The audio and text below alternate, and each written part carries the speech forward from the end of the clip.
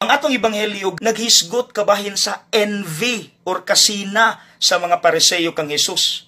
Nga unta imbis ilang dayigon si Jesus, ilang awaton si Jesus kay naghimog maayo nang ayog masakiton, nasina man hinuon sila kay mas daghan og followers ang Ginoo kaysa nila imbis sila mo'y teachers. To the point nga ilang ipapatay. Mga igsuon, maunay dangerous kaayo nga bunga sa envy or kasina. Mawala ang atong panag-amigo, panag-amiga, mabungkag ang relasyon, magdumot ka sa sulod nimo, kay nasuya ka, plastic imong tinagdan, to the point nga mo inflict na ka og physical harm sa imong gikasuyaan. Muna mga igsuon ako'y suggestion, duha ka buok.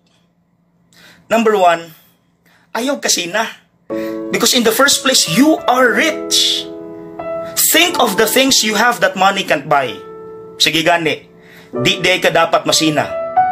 Ikaduha, instead of masina ta sa ubang tao, why not manamin ta sa mga santos?